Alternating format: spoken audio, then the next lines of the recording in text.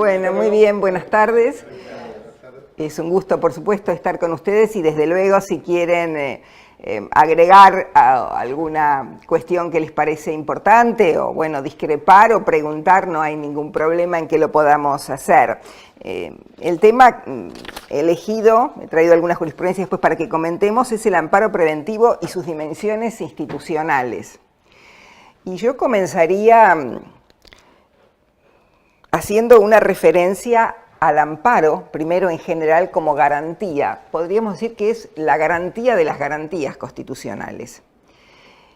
Y está dentro de un sinnúmero de garantías. Van a ver después por qué hago esta referencia, inclusive cuando veamos un fallo en particular.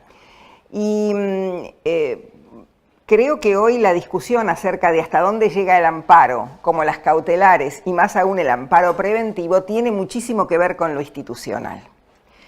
Por eso me parece interesante señalar que nuestro sistema institucional tiene una serie de garantías.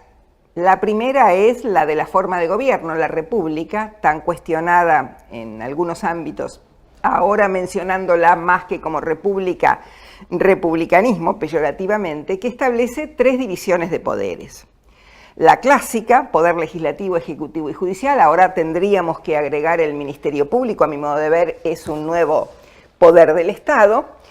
La federal, entre los gobiernos locales y el gobierno federal, y la que se da entre el poder constituyente y los poderes constituidos. Recientemente la Corte ha emitido un fallo, a lo mejor lo han visto, no tuvo tanta difusión en los medios todavía, pero bueno, vamos a sacar en la ley algunos comentarios sobre Colegio de Abogados de Tucumán, en donde, era un amparo también, donde se planteaba vía amparo el control de una reforma constitucional, que había sido declarada algunas cláusulas inconstitucionales en el orden local. El fallo más importante es de la Cámara, fue a la Corte de la provincia y luego vino a la Corte de la Nación y convalidó esa inconstitucionalidad con unos argumentos que efectivamente pueden llegar a tener una repercusión enorme, no solamente porque hay control de una reforma constitucional, sino también porque habla del sistema republicano como un elemento para controlar si es que no se cumple. Y ahí da, en términos conjeturales, que podría tener legitimación hasta un ciudadano común. Y ustedes saben lo restrictiva que es la Corte en este punto. Mantiene el principio de que las acciones populares no existen en el orden federal, sí en los órdenes provinciales, y acá parece poner una cuña a eso, ¿no? Así que creo que toda esta cuestión hoy tiene una mirada técnico-procesal e institucional. Más allá de que, a mi modo de ver, el procedimiento no es solamente una cuestión técnica, porque detrás de cómo se aplique ese procedimiento pueden haber opciones institucionales, opciones políticas y hasta opciones politizadas.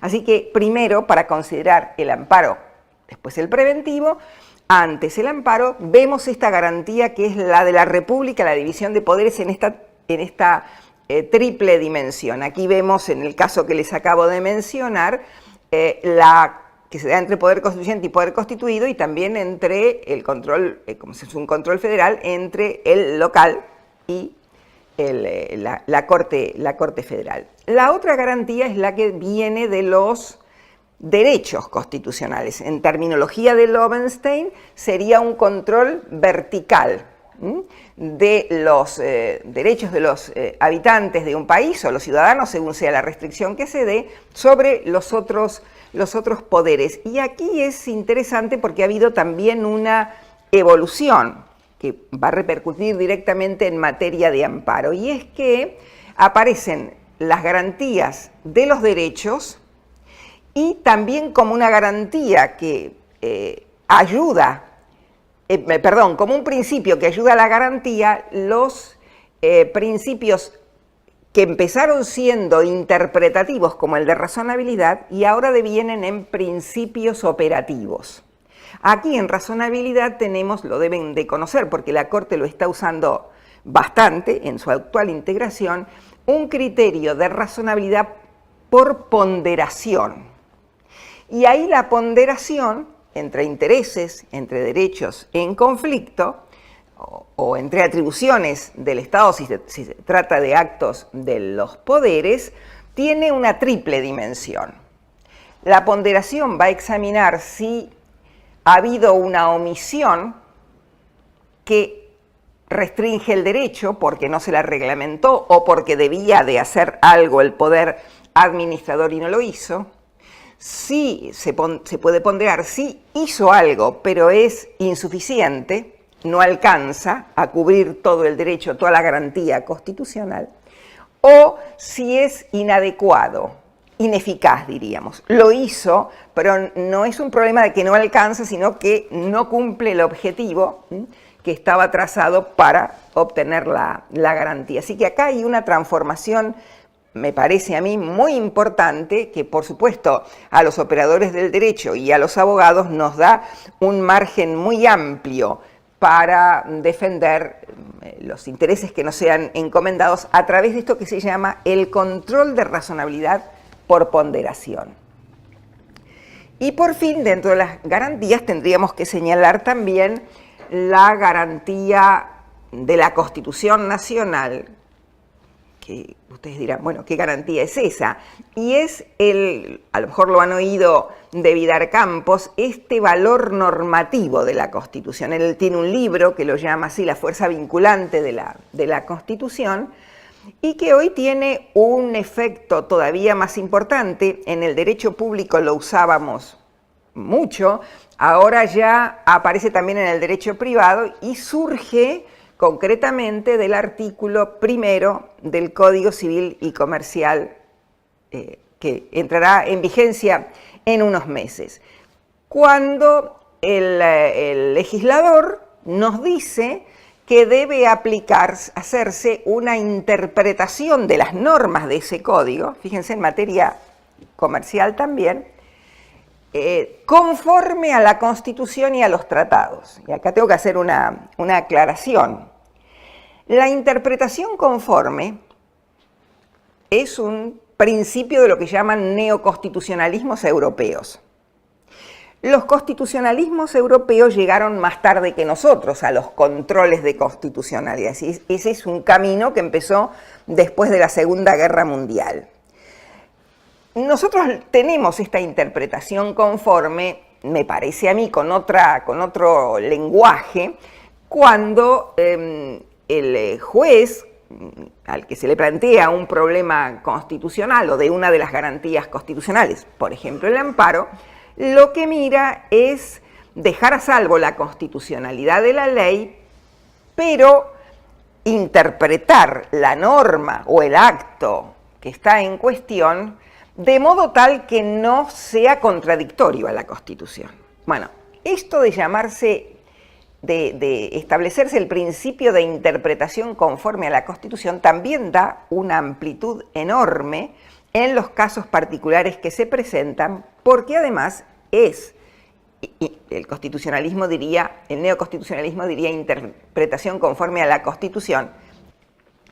Bueno, estas garantías que emergen de los principios, garantías amplísimas de la Constitución, dieron lugar, nosotros lo sabemos, a la creación del amparo, la creación pretoriana. No voy a insultar la inteligencia de ustedes hablando de Siri y Cod porque lo conocen todos, pero sí hago una referencia a estos dos fallos, que son del 57, del 56 y 57, ubicamos la época, un gobierno de facto. Debo decir que en Siri se trataba de resguardar la libertad de expresión de un opositor, porque el dueño de ese diario de Mercedes era un militante del Partido Justicialista que había sido destituido por el gobierno de facto. Así que ahí había una intención también de decir, bueno, ¿se acuerdan, no? La primera etapa era ni vencedores ni vencidos,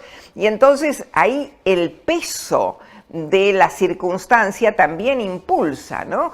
Generalmente decimos ahí es contracción pública, COT contra acción privada, pero hay un trasfondo institucional que está jugando para que se cree la garantía. En COT lo mismo. Decimos rápidamente que es una garantía contra acción de particulares, pero los particulares en ese entonces era un sindicato. Y cuando uno examina el fallo, ahí hay una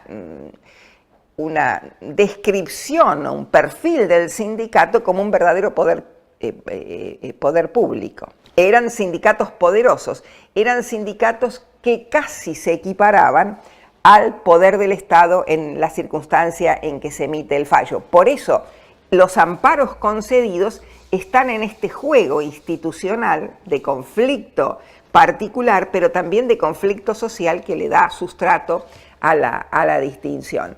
Y esto me parece que es bastante notable en el amparo, que se dispara, ¿no?, con circunstancias especiales.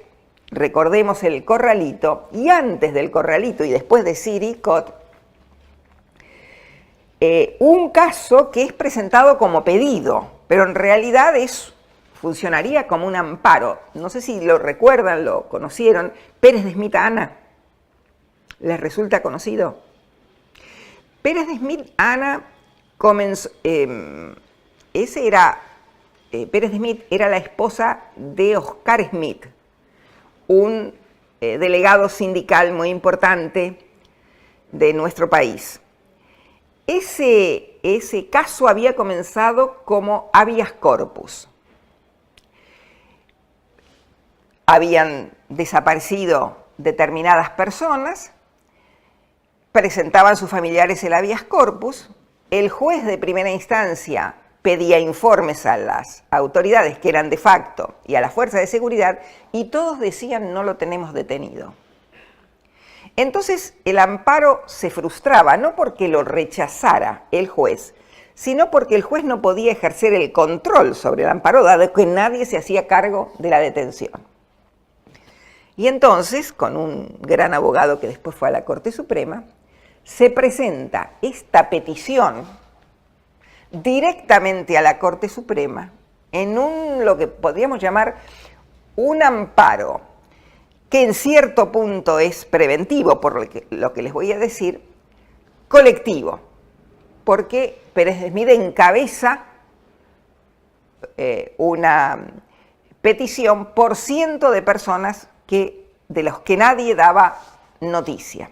Y la Corte, durante el proceso, 78 es la sentencia, lo primero que dice es que no es competente, porque fueron por competencia originaria y directa. Pero usa, y vean otra vez la garantía de la Constitución, usa el preámbulo, el objetivo del preámbulo de afianzar la justicia, para peticionar al Poder Ejecutivo que resuelva la cuestión de hecho, es decir, lo que había acá era un bloqueo producido por una situación de hecho que impedía actuar a la justicia. Lo de el acceso a la justicia, ténganlo en cuenta, porque aparece también en el caso Aparicio, donde la Corte declara, ahora, no hace nada, ¿no?, donde la Corte declara inconstitucionales las designaciones de los nulas y por inconstitucionales las designaciones de los conjueces a la Corte Suprema. Ahí está el problema de un bloqueo de justicia y no está resuelto todavía. Lo mandó a resolver porque allí lo que había ocurrido es que como era un pedido de aumento de salarios de los jueces, todos los jueces se habían excusado. Entonces tenían que intervenir los conjueces, pero se declaró inconstitucional ese nombramiento y la Corte por lo menos argumenta sobre esto de bloqueo de la justicia. Fíjense, el amparo es, en principio, una garantía sustentada, antes de la reforma del 94, sustentada en el artículo 18. El derecho de defensa, por lo menos a obtener una sentencia. Algo nos debe de decir el Poder Judicial, ¿no? Y aquí en Pérez de Smith la Corte lo hace así. Vidar Campos, comentando este fallo, dice que se había dado un bloqueo de justicia. Lo que hace la Corte es pedirle al Poder Ejecutivo, oficia al Poder Ejecutivo, pone en conocimiento de la situación. Hasta lo que yo sé, es el primer documento formal y jurídico donde se pone negro sobre blanco la situación de personas desaparecidas. Bueno, algunos le critican a la Corte porque el Poder Ejecutivo dice que sí, que muy bien, pero la situación no se resolvió. Muchos dicen la Corte se quedó a mitad de camino porque, haciendo lugar a este amparo que se presenta como una petición, debió iniciar ella la investigación pertinente. Eran tiempos difíciles, la situación no era conocida por el gran público, hizo a lo mejor lo que pudo hacer, pero lo cierto es que abrió esta vía para decir no puede ser esta situación, y para eso usa el preámbulo. Vean cómo, y en una situación de incompetencia, ¿no? Porque por supuesto se declara incompetente para resolverlo en primera instancia. O sea que en muchas ocasiones los amparos aparecen como el último remedio en situaciones muy controversiales, a veces dramáticas, como la que acabo de señalar, en otras donde la tensión política es importante y crean una regla. Y la regla después las usamos en situaciones menos complejas, más normales, más cotidianas, pero el origen está allí, ¿no? Y está presente como una última garantía, como les digo, en situaciones institucionales efectivamente muy complejas. Bueno, con estos antecedentes, ¿qué es? ¿Cómo es el amparo colectivo, el amparo preventivo? Ya lo tenía la ley, de facto, la ley de amparo, y por supuesto aparece en el artículo 43 de la Constitución, que es el que procede cuando hay una lesión concreta y actual o una lesión inminente que se va a producir, aunque no se ha producido, según el orden corriente de las cosas, el orden natural de las cosas. Es decir, si sigue el proceso de lo que se inició o está por iniciarse, se va a afectar un derecho. El caso que traje, porque me parece sumamente interesante, inclusive para confrontarlo con otro, es Cobiares. A ver si lo encuentro. Sí, acá lo tenemos. No sé si lo conocen. Cobiares es del 2004, es de la Justicia Federal de La Plata, de la provincia de Buenos Aires, juez contencioso administrativo. Se trataba de un anuncio, ¿se acuerda, doctora? Cuéntenoslo, se ríe usted. No lo tengo muy claro, pero me acuerdo que... Fue muy controversial la decisión, sí. Se trataba del anuncio de un corte de rutas. Cobiares era la concesionaria. Un corte de rutas anunciado. Bueno, ahora tenemos un paro anunciado. Si es la cesación del trabajo, nada que decir, pero si en el paro hay además cortes de ruta, puede, o de autopistas, puede generar, desde luego, agravios a otros derechos constitucionales. El anuncio está hecho por quienes se titulan piqueteros. Por lo tanto, hay una indeterminación del sujeto pasivo, porque si el paro lo hace el sindicato tal o cual, ya sabemos quién es el que lo decretó. Será legal, ilegal, es otra cuestión, pero tenemos el objeto determinado. Aquí no lo tenemos. Y Cobiares, Jorge Rojas lo comenta, este fallo, elogiosamente. La empresa demanda al gobierno nacional y al gobierno provincial para que impida lo que no ha sucedido. Se adelanta, es típicamente preventivo. No sucedió, pero es muy no, me voy a corregir, va a suceder. Lo que dice la persona es va a suceder. Si se sigue el orden natural de las cosas, quien anuncia que va a hacer un corte, hace el corte. Y el juez hace lugar a esta medida. Fíjense qué curioso. Contra estas personas que son indeterminadas, el sujeto demandado es el Estado, los dos estados, y los beneficiarios son los que no tuvieron parte tampoco en el proceso. Por supuesto, Cobiares puede alegar que y lo alegó, que se entorpece su derecho comercial. Él va a perder porque no va a cortar tickets en la autopista, pero el otro perjudicado es el que va a transitar por ahí, pero el que va a transitar no demandó. Y sin embargo, la medida que se ordena ampara de esta manera con este criterio preventivo, ¿no? En términos de sagüez, podríamos decir que es un daño, que el amparo protege por un daño actual, pero también por un daño inminente, por un daño futuro. Pero dice para distinguir, sagüez, futuro pero no remoto. Bueno, es facilísimo decirlo y escribirlo y yo repetírselos a ustedes. El punto es después, en el caso particular, cómo hacemos para distinguirlos, ¿no? Es un daño que no es eventual. Ustedes saben, recurso extraordinario federal, el agravio debe ser actual al momento de presentar, de plantear la cuestión federal y después de apelar, interponiendo el recurso. Si no es actual, la Corte va a decir cuestión abstracta, aunque tiene algunas excepciones, ¿no? Caso Fall, por ejemplo, lo ha hecho de esta manera. Pero el principio es que tiene que ser actual.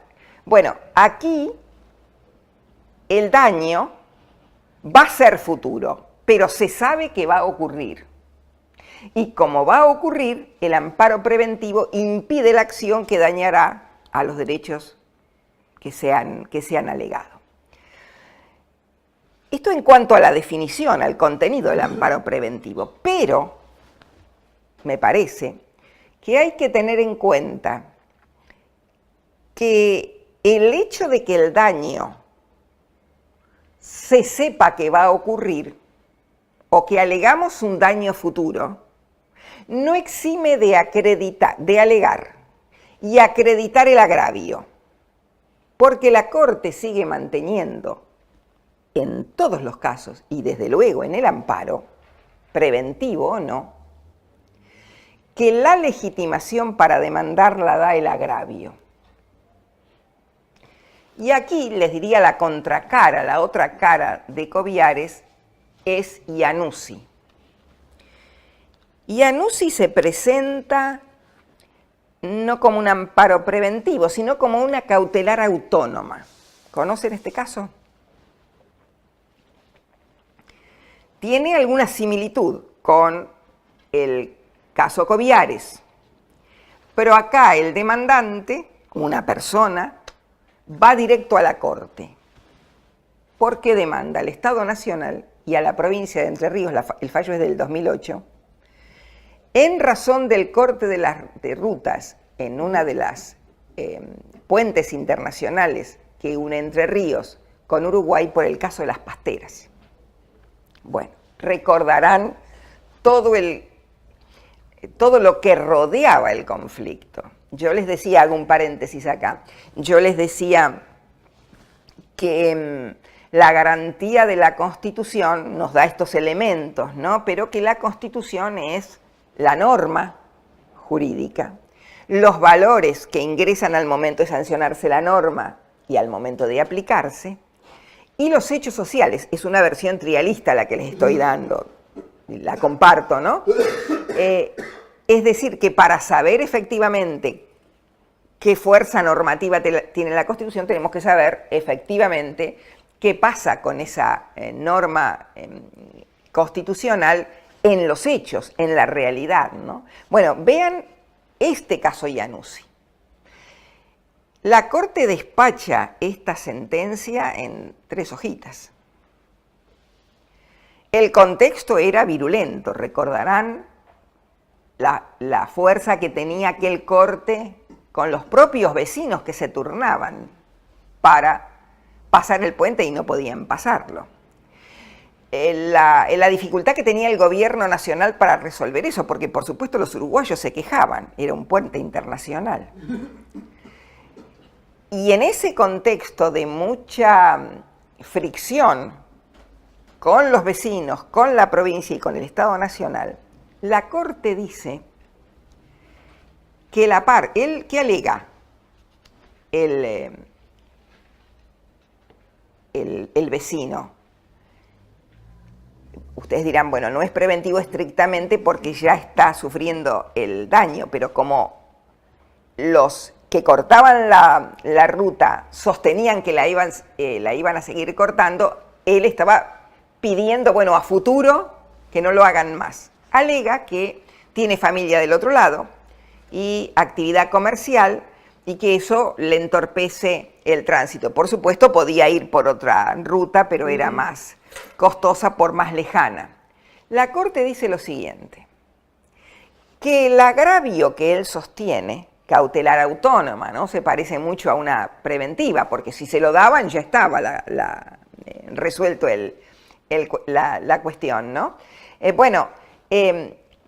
Lo que dice es, el agravio que presenta no se ha diferenciado del que tiene cualquier habitante de la nación. Es entonces lo que la Corte llama una acción popular. Y dice que el presentante no ha alegado ni probado suficientemente que ese agravio era de él, suyo, diferenciado de todos los demás. Y se lo rechaza. Pero no solo esto. La Corte cita primero al juez Scalia de los Estados Unidos, que es uno de los más estrictos en materia de legitimación, es decir, estricto para conceder la legitimación, ¿no? Lo que llaman el standing. La legitimación probada con un agravio. Y además cita una serie de fallos anteriores de la Corte en distintas composiciones. El fallo que estoy mencionando, Iannuzzi, es del 2008. Cita fallos de la primera Corte del regreso a la democracia y de las que vinieron, porque en realidad fueron dos modificaciones que se hicieron en su composición con el aumento y después con la reforma constitucional cuando se negociaron dos renuncias para que entraran otros dos nuevos jueces. Cita el fallo Baeza, donde el amparo trata de impedir aquella consulta popular que el presidente Alfonsín había llamado para conocer la opinión pública. Era una consulta popular no vinculante y no obligatoria no vinculante porque votaba el que quería y no obligatoria para los poderes políticos que recogían la opinión y después verían qué hacían. Eso es lo que se decía, ¿no? Baeza sostiene que es inconstitucional porque no estaba previsto en la Constitución como está ahora, y él dice que su agravio se suscita porque en la elección anterior había sido presidente de mesa y que lógicamente lo iban a volver a llamar. La Corte lo rechaza diciendo que es un agravio conjetural, no que se iba a dar, traduciéndolo ahora a nuestros términos actuales, según el curso natural de las cosas, sino que podían llamarlo o podían no llamarlo. Bueno, en ese caso tendría que presentarse otra vez. Lo rechaza.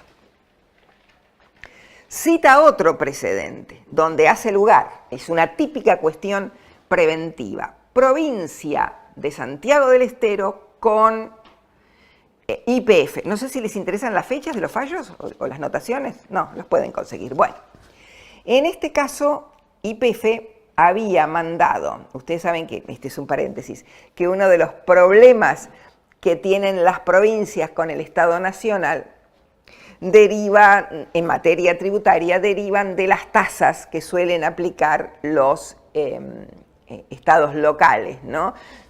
Tasa es la retribución de un servicio, lo use el destinatario de ese servicio o no, pero tiene que ser un servicio concreto y específico. Bueno, allí hay toda una discusión. En general, los poderes judiciales de las provincias son bastante laxos en decir que son constitucionales, porque claro, es algo que recauda la provincia, pero cuando llegan a la nación, depende. Bueno, en este caso, lo que había hecho YPF es mandarle un telegrama a la provincia diciéndole que no le iba a proveer de carburante si mantenía una tasa X.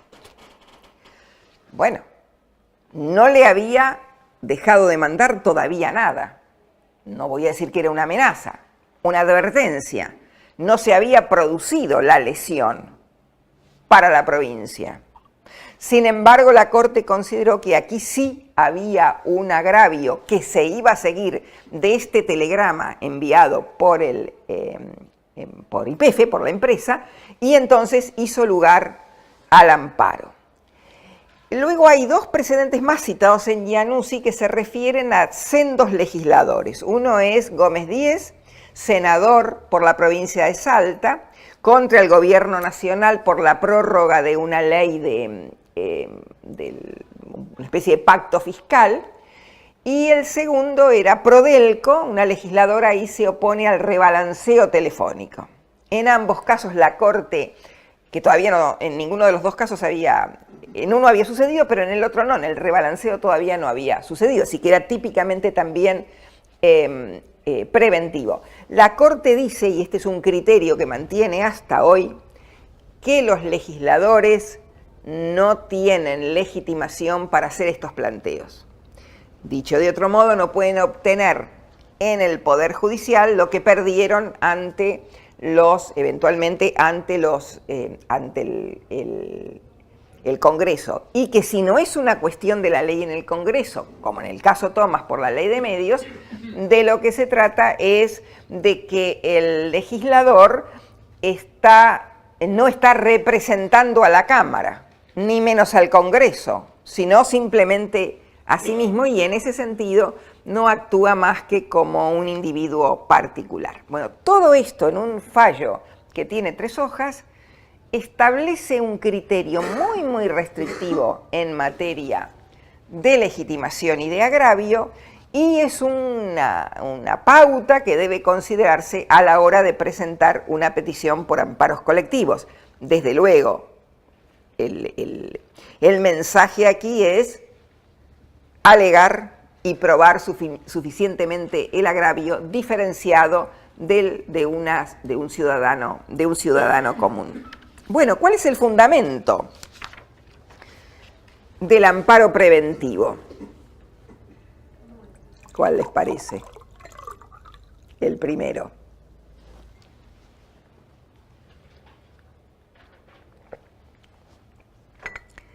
Lo tenemos expresamente en el artículo 43.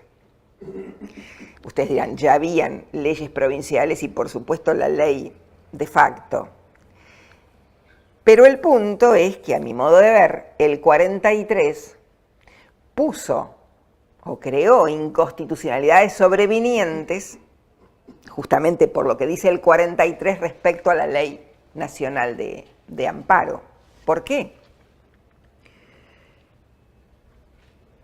Primero, porque es posterior, y segundo, porque es una garantía jerárquicamente superior a la ley. Por ejemplo, el amparo o el efecto de la concesión de la apelación no puede ser restrictivo por la amplitud con que se concede el amparo en el 43. Y lo que es más importante es que por primera vez en la Constitución aparece allí consagrada la posibilidad de que el juez declare la inconstitucionalidad de la norma donde se sostiene el acto lesivo. Esto es importante. Yo no sé si oyeron leyeron las últimas declaraciones del ex juez de la Corte, Zaffaroni, a página 12. Él sostuvo, fue convencional constituyente, está bien, en un reportaje ante los medios puede ser más coloquial la cosa y no ser tan preciso, pero él dijo esto: que el control de constitucionalidad opera cuando la ley es groseramente inconstitucional. Bueno, en el amparo se habla de los actos u omisiones, ¿no? También normas que no son estrictamente leyes. Y expresamente allí está establecida la posibilidad de la declaración de inconstitucionalidad. Probablemente habrán conocido la disputa que se ha dado, no directa, pero bueno, alguien hizo una declaración y el otro le contestó, ¿no? El presidente de la Corte sostuvo que la Corte está para poner límites. El jefe de gabinete dijo, muéstrenme en la Constitución donde dice que la Corte pone límites. Bueno, a lo mejor es una discusión semántica, porque límites podemos discutirlo, pero controles sí. El de constitucionalidad es uno, ¿no? Y en materia de amparo expresamente está establecido en el artículo 43. Pero además, el otro fundamento del amparo preventivo está en el Tratado de Derechos Humanos, Convención Americana de Derechos Humanos. Aquí tenemos el artículo 8 y el artículo 25. Si uno mira las sentencias de la Corte Interamericana, que recoge la denuncia, por supuesto, de la Convención Americana, va a ver que siempre, aunque se mencionen otros artículos de la Convención, aparece el 8 y el 25. La garantía rápida y eficaz para la defensa de los derechos. Tanto el artículo 8 como el artículo 25 protegen los derechos con una garantía específica que debe proveer el Estado, y si no tiene responsabilidad internacional, que tiene que ser rápida, específica, para restablecer el derecho. Estas dos normas se enlazan porque desde 2006 en el plano regional y de 2007 en el plano nacional de nuestro país, existe lo que se llama el control de convencionalidad. Claro, ustedes dirán, bueno, si vamos a presentar un amparo respectivo y tenemos que esperar que se expida la Corte Interamericana de Derechos Humanos, no tenemos chance alguna de algo que inminentemente va a ocurrir y lo queremos detener. Es verdad. Pero el control de convencionalidad, que en principio ejerce la Corte Interamericana de Derechos Humanos, el control de convencionalidad es como el de constitucionalidad, un juicio de comprobación. ¿Qué comprueba? Si las normas del orden interno son contestes con las de los tratados. Y eso lo hace en principio la Corte Interamericana, después de un proceso larguísimo que se inicia con la denuncia de la parte ante la Comisión Americana. Pero, cuando la Corte Interamericana, en Almonacid Arellano, 2006, ya no con una minoría de uno de los ministros de esa Corte Interamericana, sino con mayoría de este tribunal regional, dice que es consciente que cuando un Estado firma un tratado y debe mantener el principio o el respeto a la ley, lo que llamamos el principio de legalidad, debe además ejercer una especie de control de convencionalidad entre el orden interno y las normas del tratado. Esa obligación cabe a todo el Poder Judicial. El Poder Judicial del orden interno tiene que ejercer ese control de convencionalidad. Es decir, cuando presentamos un amparo o un amparo preventivo, podemos alegar que, rechazado ese amparo, se violaría el artículo 8 y 25 del Pacto de San José. Y el juez debe de hacerse cargo de esa argumentación, porque la propia Corte Interamericana le dice que debe hacerse cargo de esa argumentación. Y dice algo más, porque claro, la Corte Interamericana habla de una especie de control de convencionalidad. Y uno dice una especie de control de convencionalidad, ¿qué quiere decir? ¿Que va a tomar lo que dijo la Corte Interamericana y lo va a usar como pauta de interpretación, o eso es obligatorio? Bueno, hay toda una discusión, no puedo entrar en esto porque es un tema colateral, pero lo cierto es que la Corte Interamericana ahí también dice que para ejercer ese control de convencionalidad debe de tomar en cuenta la interpretación de la Corte Interamericana, a la que se llama ella misma intérprete última de la Convención. Así que vean, tenemos la posibilidad de presentar amparos y amparos preventivos sostenidos en el artículo 43, que expresamente lo dice, y además en el artículo 8 y 25 del Pacto de San José de Costa Rica.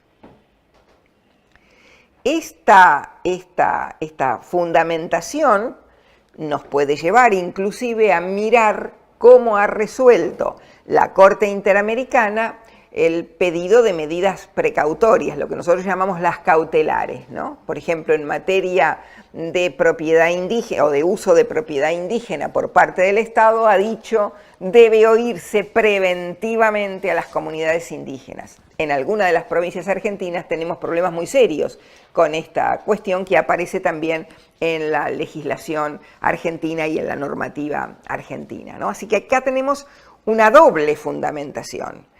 Lo dice también el Código en el artículo 2, ¿no? Fuente interna, fuente externa. Aquí tenemos que hacer este trabajo de armonización, pero ya no solamente en materia de derecho público, sino también en materia de derecho privado.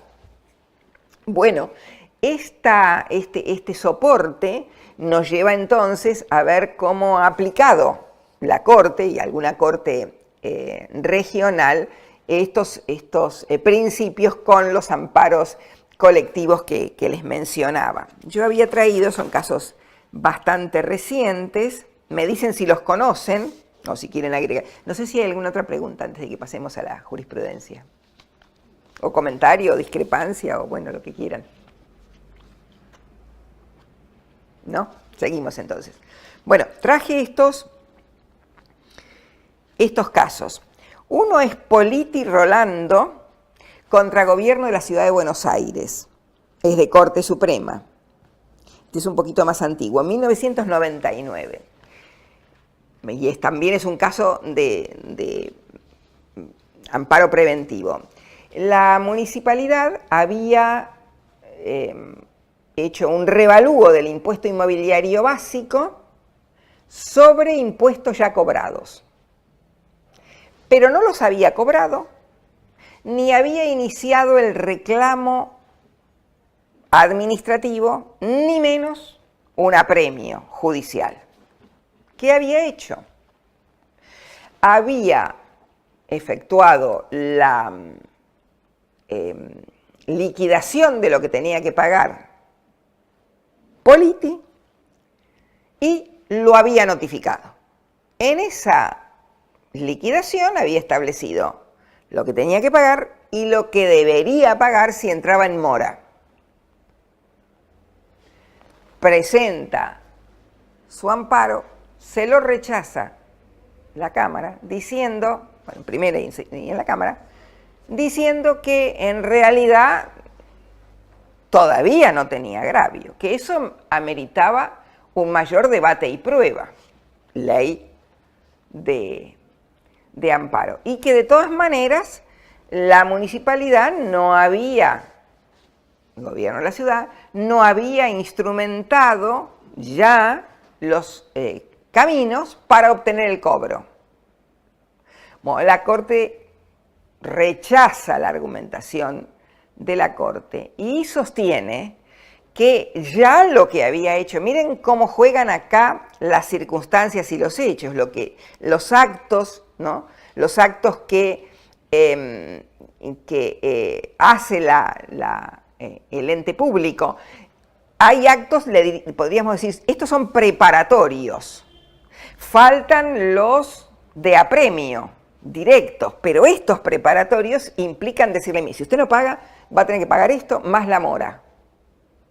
Y la Corte entiende que eso, que no pagó nada, ni le reclamaron administrativamente el pago, le informaron solamente, estaba, según el orden natural de las cosas, en posición de poder generar un agravio específico. Me parece que ahí está clarísimo, ¿no?, cómo opera en una acción, en unos actos continuos. Inicia, por eso es el daño inminente por actos iniciados o ya concluidos. El segundo es, y aquí uno diría, bueno, el efecto es distinto. Intendente de Ituzaingó contra el IBI, la entidad binacional Yacyretá. Es del 2004. Aquí les voy a leer exactamente lo que pide para que tengan en cuenta por qué lo rechaza la Corte, o con qué argumentos lo rechaza la Corte, ¿no? La parte usa o invoca el artículo 41, es un problema de medio ambiente, el 43, el típico de amparo, y después los de la distribución de competencias entre el Estado Nacional y el federal. Ellos lo que requieren es que no se eleve la cota del embalse mientras no se realicen y se acrediten las pruebas de impacto ambiental. Bueno, las provincias de esta zona suelen quejarse muchísimo del efecto nocivo de la presa, pero imagínense ustedes lo que es parar la presa o no modificar la cota, el efecto que tiene en orden a la energía que produce la represa. Y entonces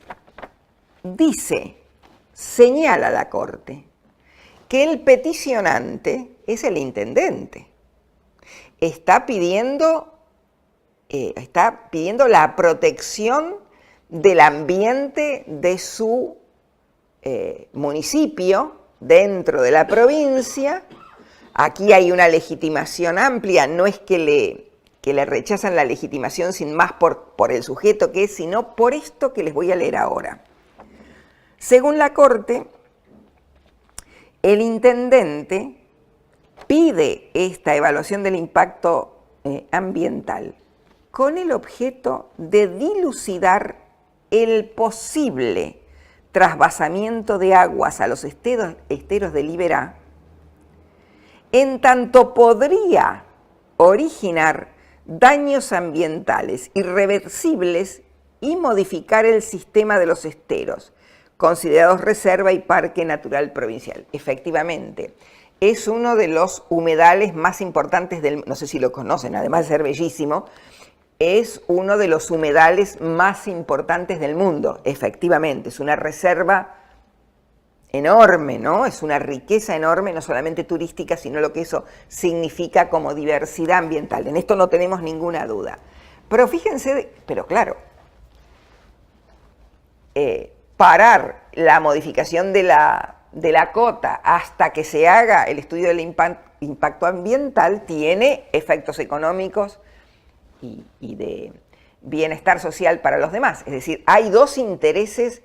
Siempre en materia de medio ambiente podemos encontrar la protección del ambiente por un lado, para nosotros, para las generaciones futuras inclusive, y por otro una serie de intereses económicos y sociales, a lo mejor empleo, a lo mejor bienestar en uso de bienes, etcétera, etcétera.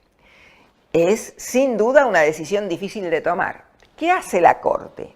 Dice, mire, usted no está acreditando acá el daño, porque usted mismo está diciendo dilucidar el posible. Si el posible trasvasamiento va a producir esto. Qué cuidado tenemos que tener las palabras que empleamos, ¿no? En tanto podría originar. Usted no está diciendo va a originar. Fíjense, en el amparo preventivo decimos no ocurrió, va a ocurrir. Lo que decía Sagüez, tomando doctrina mexicana, ¿no? No ocurrió, pero va a ocurrir, es futuro, no remoto, ni eventual, ni conjetural. Estas son las palabritas, ¿no?, que se usan a veces en la libertad de expresión en el caso Campillay, ¿verdad? Dice, dilucidar el posible trasvasamiento que podría originar. Bueno, estas frases, dice la Corte, ¿no? No he visto yo la demanda, sino la sentencia. Esta manera de encauzarlo, quien pide esta protección preventiva, la hace inapropiada para la Corte si usted no tiene un agravio. Fíjense, no se trata solo de el daño posible, sino del daño concreto y actual. Es Iannuzzi, es el criterio de Iannuzzi. El que haya un amparo preventivo para la Corte está supeditado a que el agravio se pueda acreditar. Y evidentemente hay que ser muy cuidadosos del modo en que se plantea, ¿no? Acuérdense, en Iannuzzi la Corte le dice, bueno, usted no alegó es decir, no argumentó suficientemente que su agravio está diferenciado del de los demás. Es distinta la cosa porque en Iannuzzi pide por sí mismo, en el intendente municipal pide por el ambiente de su provincia y lo rechaza. Dice la Corte, en ejercicio de su competencia originaria rechaza la acción. No vislumbra arbitrariedad o ilegalidad manifiesta. Bueno, es una cosa que puede ocurrir, ¿no? Es propia de quien administra del ente subir la cota o bajarla. Y dice, y de los propios dichos del actor, los propios dichos de la actora revelan la ausencia de certeza en que se encuentran, al considerar que las explicaciones científicas no son coincidentes entre sí ni concluyentes en cuanto a las razones por las cuales se produce el aumento de los niveles de agua en los esteros de Iberá. Yo de aquí extraería una regla, no escrita, implícita. A mayor efecto institucional, económico, social, mayor exigencia del agravio que se presenta. No está escrito, pero si miramos Iannuzzi, claro, y este otro, por eso me parece que es tan importante ese estudio de las circunstancias que rodean a los casos, ¿no? Perdón, ¿podría repetir otra vez los autos? Sí, cómo no. Este es muy interesante. Intendente de Ituzaingó y otros contra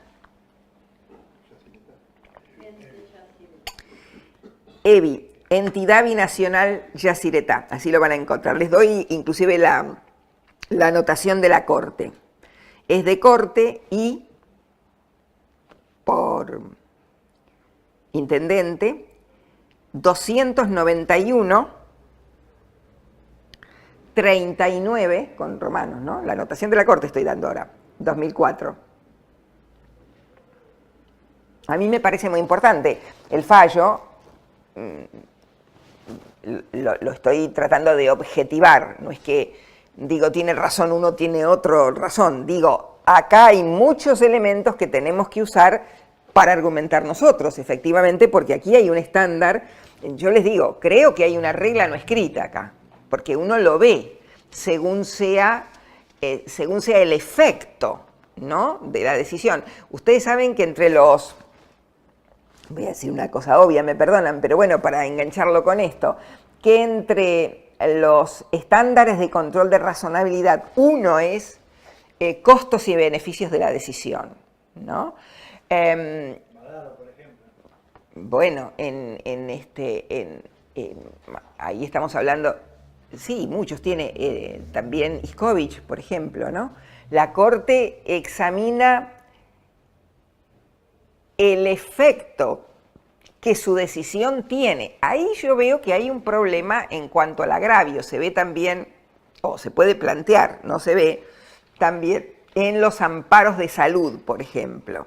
Esto, los ministros de Economía de las provincias suelen quejarse cuando en los amparos de salud, que en general son preventivos, los jueces de la instancia, de la primera instancia, ordenan un gasto extraordinario, por ejemplo. Bueno, el gobierno no tiene más remedio que cumplirlo, pero lo tiene que sacar del presupuesto, y entonces lo que suelen decir es, si nosotros pagamos esta operación carísima, a veces en el exterior, pero eso implica que vamos a recortar los gastos en salud, los gastos ordinarios en salud y en mantenimiento. Bueno, uno podría replicarles, recorten en otro lado, no en el mismo rubro, no en la misma materia, pero es cierto que es un problema a veces de uso del presupuesto. Y bueno, este es un elemento que pueden tomar en consideración, pero claro, cuando está la persona ahí, con el problema ahí, con la urgencia, ¿no? Por eso son preventivos en general siempre los amparos de salud, hay un dilema muy grande para el juez, o lo que se está viendo mucho ahora, que la cobertura es de un determinado tratamiento, un determinado remedio, y el médico da otro, que no está cubierto en ese vademecum, que no sé cómo se llama, bueno, en ese listado que tienen los, que hace el ministerio, va a decir, esto lo debe de cubrir la obra obligatoriamente, la obra social, ¿no? Bueno, y entonces el médico dice, no, esto es mejor, pero es más caro, o viene del exterior, ¿no? Y entonces, claro, el juez está, yo les diría, acotado por lo que le dice el experto, porque no tiene manera de saber si sí o si no. Se inclina por concederlo, porque tiene el enfermo ahí, tiene el informe ahí, dice, esto es mejor, o a veces dice, el otro no lo va a resolver, ¿no? Y entonces ahí puede examinarse el tema de costos y beneficios, tomando el efecto que puede tener para los otros tratamientos ordinarios o comunes que debe de prever el Estado. Ustedes saben que en materia económica y social, los mismos tratados hablan de desarrollo progresivo. Bueno, nunca puede ser regresivo, pero si es progresivo quiere decir que no en todos los países se va a obligar al mismo estándar, porque dependerá de la situación que tenga cada país, ¿no? Bueno, esa es una dificultad. Ahora, el análisis de costos y beneficios, en estos casos que son menos dramáticos, pero que pueden tener mucho efecto, también entran a jugar, ¿no? No lo dicen los jueces. Bueno, acá a lo mejor se lo dieron servido como presentaron la demanda, ¿verdad? Pero efectivamente, sin duda, tiene que haber pesado el efecto, la consecuencia que hacer lugar al estudio previo sin suficiente prueba como decir esto efectivamente va a afectar los esteros, tiene un costo adicional que a lo mejor los jueces no están dispuestos a pagar porque es una decisión, un costo muy grande comparado con el beneficio eventual. Otra vez, no es que va a ocurrir. Podría haber presentado un estudio privado de la Gobernación de Corrientes. Presentaron, pero lo que dice es que tienen falta de certeza. Pasa un poco como los peritajes en el caso del fiscal, ¿no? Hay discrepancia y no había certeza, porque dicen, bueno, no podemos afirmar que fue esto, pero tampoco podemos afirmar que fue esto otro. Y entonces, sí, presentaron, pero aquí dice, por eso lo toma, sí es importante el fallo para leer la argumentación. A mí me parece, bueno, esto es una opinión personal, la toma no la dejan, ¿no? Que los fallos son importantes, tanto por lo que deciden como por los argumentos, por lo que deciden. Por dos motivos. Primero, porque el argumento da la extensión de la regla, nos dice hasta dónde llegó esa regla. Y segundo, porque nos dice a nosotros si podemos aplicar la regla o si, ojo, tenemos que argumentar por otra vía para que no nos apliquen esa regla, a lo mejor restrictiva, ¿no? Bueno, en estas cuestiones de medio ambiente, porque a veces pasó con el caso Salas también en Salta, ¿no? La tala de bosques. A veces, o bueno, más que esto, está pasando en el orden regional porque la Corte Interamericana a veces emite medidas precautorias, las cautelares, sin hacer un análisis in situ de cómo es la situación. Cae ambos en un seminario que se hizo hace unos 3 o 4 años en nuestro país sobre el problema de las armonías y tensiones entre el orden internacional o regional y el orden interno, ¿no? El control externo. Él decía que la Corte Europea de Derechos Humanos jamás se atrevería a decirle a una empresa de un Estado parte, mire, esto le vamos a parar hasta hacer el estudio sin ver cuáles son las circunstancias, porque eso puede tener efectos para la economía, para los trabajadores, en fin. Nuestra Corte Interamericana avanza más. Es más proclive a dar estas medidas, ¿no? Y ahí, bueno, tiene que mensurar y toma en consideración lo que le presentaron, sobre todo lo que le presentaron tamizado por la Comisión Americana, porque la denuncia a la parte la hace la Comisión, después la Comisión da por buenas lo que se ha presentado, lo hace suyo y lo presenta ante la Corte, ¿no? Yo pienso siempre en este fallo Iannuzzi, lo he mencionado varias veces, porque ahí la Corte dice alegar y probar suficientemente, ¿no? No digo que lo vamos a ganar, pero por lo menos lo hacemos más difícil, ¿verdad? Si tomamos estos recaudos, así que... Por eso tiene que ser muy preciso.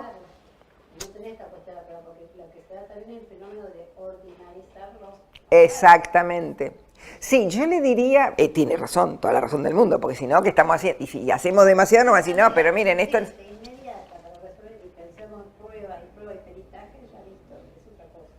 Claro, es otra cosa, es quizá la puntualización muy concreta, no general. Claro que en materia de medio ambiente es dificultoso. Por supuesto. Lo que de que hay napas infectadas, ¿no? De hecho, no se puede hablar que uno pueda tener productos estrictamente orgánicos porque no sabemos qué tenemos en esto es así. Entonces... se presentan a veces como dilemas, ¿no? Claro, es un dilema que no se puede realizar fácilmente. Sí. Sí, es quizá para tener la precaución, primero de decir, bueno, tenemos un caso o no para presentar. Y segundo, si estamos del otro lado del mostrador, ¿no? Y segundo, ser muy preciso, digo yo, en la caracterización del agravio.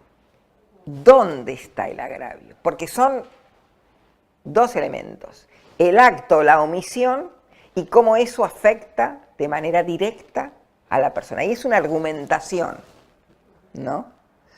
Claro, si uno presenta pruebas que aparecen como conjeturales o eventuales, está listo, porque se van a tomar de ahí, ¿no? Pero es como usted dice, doctora, bueno, presentamos, o decía el doctor, debieran haber presentado, sí presentaron, pero no eran consistentes o no afirmaban exactamente que esto iba a ocurrir.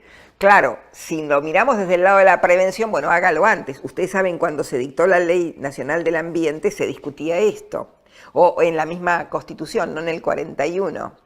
¿Qué hacemos? ¿Reparamos el daño ambiental o prevenimos el daño ambiental? Y ese es un verdadero dilema, por los costos que tiene, ¿no? Ahora, usted está diciendo, bueno, hay una tala de árboles. Sabemos, ya tenemos experiencia lo que ha ocurrido en el norte de nuestro país con las inundaciones justamente, o en Chile, por las talas de árboles, ¿no? Ya hay unos datos, pero bueno, el efecto, yo supongo que el juez cuando tiene que poner el gancho, ¿no? Piensa, digo no, y acá hay gente que se queda, no solamente el empresario, porque ahí hay un interés conjunto del empresario y el trabajador, ¿no?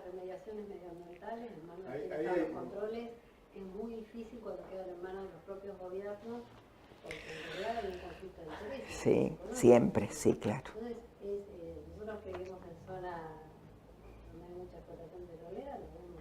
¿De dónde es, doctora? Ah, claro, bueno. Ahí tienen el problema además con los pueblos indígenas. Totalmente. En Chile hubo una situación, en una cuestión ambiental, que cuando se trató un proyecto para construir una represa, que los pueblos originarios se opusieron, en Chile hay una legislación que tienen que obtener los pueblos originarios. Y lo que lograban a través del amparo no fue parar la obra, sino exigirle garantías ambientales. Claro. Después la obra no se pudo hacer porque no las consiguieron. Claro. Es decir, a veces la forma en que se pide en materia ambiental no es parar que suba la cota débil, sino es, bueno, si van a subir la cota débil, hagan algo. Garanticen los eventuales daños que pueden ocurrir. Claro, pero ahí tiene el problema. Bueno, reparamos. ¿Cómo reparamos? ¿Con una indemnización? ¿Perder los esteros? Y pero la ley ambiental habla de cuando no se puede reparar. Y bueno, ahí está. Es una opción, lo que decía la doctora, ¿no? Es discúlpeme, le contesto, es el balance entre costo y beneficio que decide. Es que por la vía indirecta se logra a veces que no ocurra, porque por ahí no se puede conseguir la garantía o lo que se le pida para poder elevar la cota. Claro. Y entonces no es que te paro, no. Pongo en tu carga en que vos tengas que cumplir algo para poder... Pero por lo menos, porque claro, es un... Claro, bueno, eso sí no se puede porque es antieconómico, claro, sí, sí. El costo-beneficio buscarlo a favor de... Pero ahí está el Estado que tiene que garantizar. No, o la empresa internacional. La empresa internacional. Les hago una, porque también puede ir por vía de amparo, y ya voy con usted, doctor. A propósito, me hizo acordar por el caso que usted puso de Chile, en materia de acceso, de derecho, a lo mejor lo vieron con Marcela Basterra, acceso a la información. Sí, algo de eso. Bueno, Clau Reyes les mencionó. Bueno, esa es muy interesante y lo ha usado la Corte Argentina mucho, aunque sin mucho éxito porque lo decide, pero después es más difícil obtener la información. Allí es derecho de acceso a la información pública, pero bajo control del Estado, que tiene una relación con esto. Es decir, quien tenía esos datos era también una empresa que podía producir un daño. Quien tenía esos datos era la empresa, pero el Estado debía controlar. Entonces, el acceso a la información pública la debía de dar el Estado porque el Estado tenía la obligación de controlar esto que estaba pasando. Tan importante fue este fallo, lo perdió Chile en la comisión, en la Corte Interamericana, que después ellos crearon la comisión y la ley de acceso a la, a la información, ¿no? Digamos, aquí está el Estado, el perjudicado y la empresa. Digamos, es un deber indirecto del Estado frente al particular, porque tiene un deber frente a la empresa por el daño que pueda causar la empresa. Sí, doctor. No, yo creo que esta sentencia que estamos tratando ahora es una de las tantas que creo que la Corte se queda a mitad de camino. Porque en realidad, para mí hay un incumplimiento de la empresa al no haber el daño, haber no hecho el estudio. Y segundo, que el daño ambiental ya está aprobado, acreditado, publicitado y vox populi lo que produjo la represa. O sea que en definitiva yo no sé... Pero no solo para los esteros. No, por eso, o sea, ya sé, eso ya es una cuestión que ya era ultra sabido y en definitiva esto era el aumento de la cota, era en definitiva una medida más Que afectaba directamente a un... Claro. Yo creo que esta es una de las tantas sentencias que quedan a mitad de camino por unas cuestiones... Acá lo rechazó directamente. No, por eso, yo creo que por una cuestión política... Claro, eso es lo que les decía al principio, ¿no? El tema era cómo lo institucional, dije, político o politizado. En este caso es político, no politizado. A veces también es politizado en un enfrentamiento donde cada uno usa una bandera para tal lado o para el otro lado, ¿no? Acá era, bueno, esta cuestión con este efecto. No hemos sabido que le haya pasado nada grave todavía a los humedales. Tuvieron varios, Corrientes ha tenido una cantidad de... Yo digo porque yo soy de la zona. Ah, bueno, lo conoce perfectamente. Cuando hicieron, se acuerda. La fauna, todo decir, ya en realidad eso ya está archiprobado. ¿Pero en los esteros? Sí, en todos los esteros. No solamente en los esteros, sino toda la zona circundante. De todo Ituzaingó, Posada, Claro. Toda esa zona que en realidad el daño es allá. Es decir, que recién se dieron cuenta, lo hicieron después que se hizo la represa. Sí, eso, yo tenía noción de que había daños en las zonas, en toda la zona que afecta, ¿no? La represa, pero creía que se había, lo que yo conocí me pareció que estaba lleno de especies, Claro, pero no sé si... Lo que pasa es que eso es un poco desconocer la relación que tiene, digamos, donde se desplaza o está emplazada la represa con la conexión que tiene con los demás. Claro, eso es lo que decían acá. Es una cuestión elemental, eso elemental. Lo hizo el intendente, ni siquiera el gobernador, ¿no? Bueno, por lo menos, yo no digo que lo vamos, se puede ganar de otra manera, pero por lo menos dificultarles, ¿no? La resolución del caso, ¿verdad? Bueno, funcionó bien, pero es más sencillo, y es del Superior Tribunal de Salta. El otro les había dado los datos que me habían pedido, sí. Clínica 9 de julio con Municipalidad de San José de Metán, sobre amparo también. Se trataba, bueno, acá hay un comentario que puede interesarles de Pablo Loandos, se llama El amparo como vía directa de derechos fundamentales. Fue publicado en la ley del NOA, en noviembre del 14.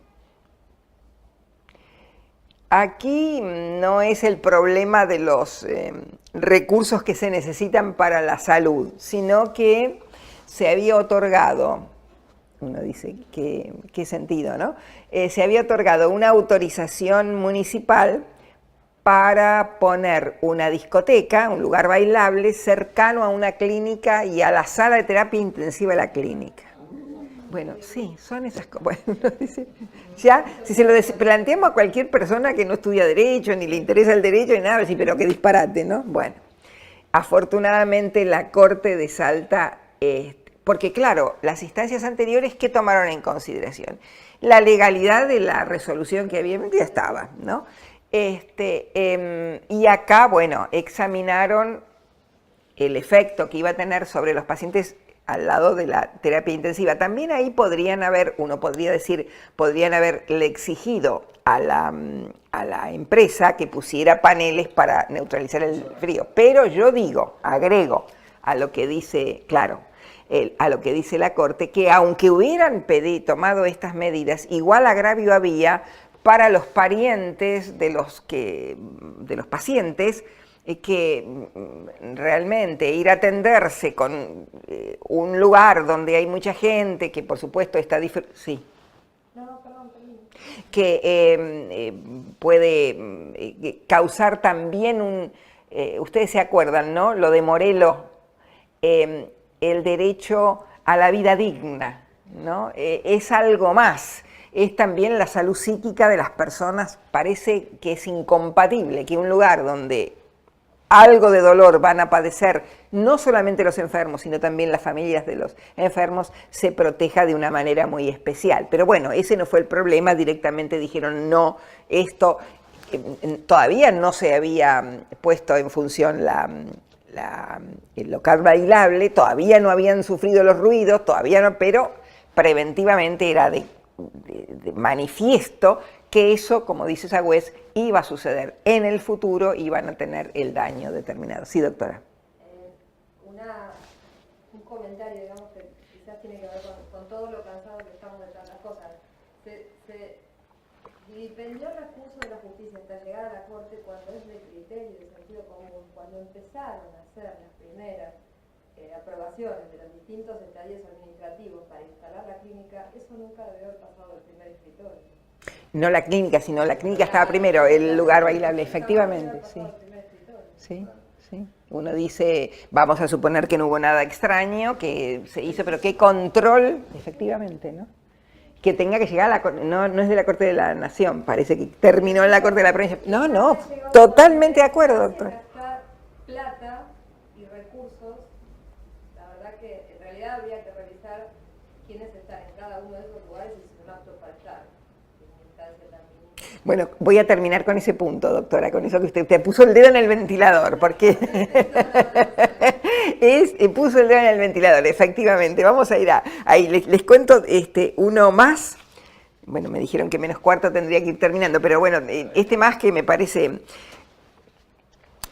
a lo mejor lo conocen porque tuvo bastante difusión en los medios de comunicación. Gil Domínguez contra Andrés, contra Estado Nacional, Poder Ejecutivo Nacional sobre amparo. Se les voy a leer cómo lo planteó, ¿no? En primera instancia se lo rechazaron, es del 2013. Un amparo, lo tituló así, Gil Domínguez es un profesor de Derecho Constitucional, bueno, un constitucionalista conocido. Un amparo preventivo colectivo en defensa de derechos de incidencia colectiva referentes a derechos individuales homogéneos no patrimoniales, a la vi acá, ¿no? Contra la ley de medidas cautelares. Vuelvo a leerlo.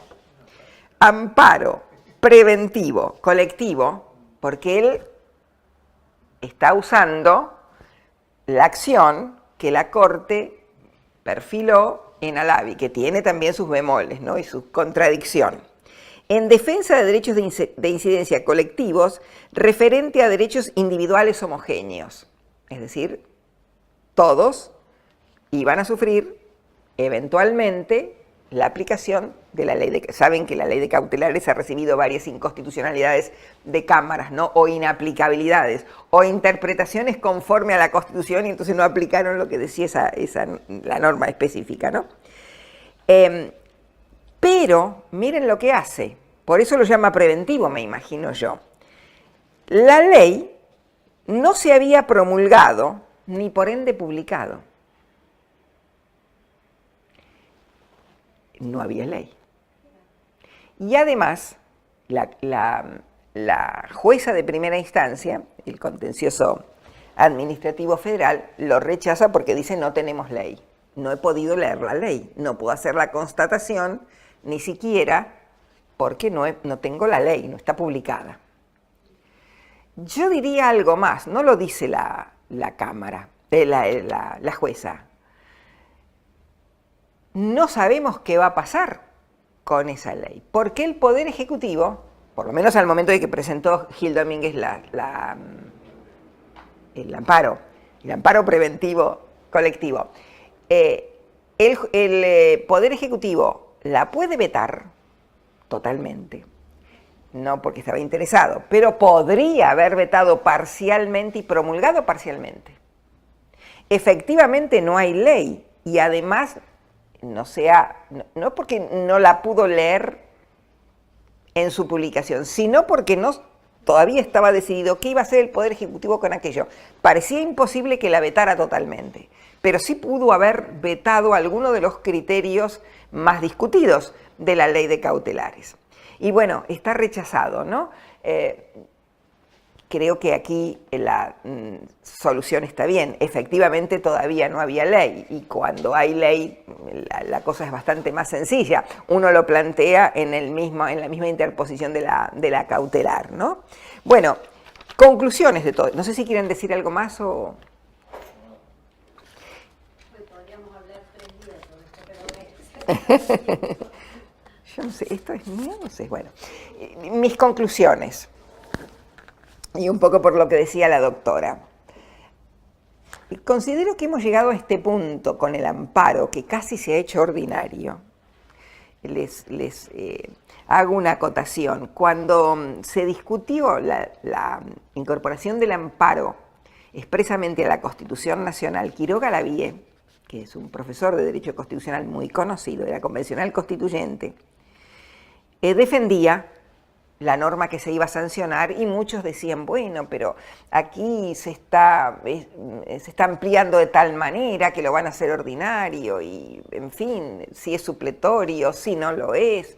Y él dijo, bueno, pero hay cosas muy claras. Por ejemplo, a nadie se le va a ocurrir pedir el cobro de un cheque o de un pagaré por un amparo. Y todos nos quedamos tan tranquilos. Pero después vino el corralito, no era un cheque ni un pagaré, pero era un plazo fijo que era un instrumento comercial financiero, ¿no? Financiero. Y sirvió para esto. Bueno, ese fue rechazado. Ese fue presentado y lo rechazaron, como una atribución del banco.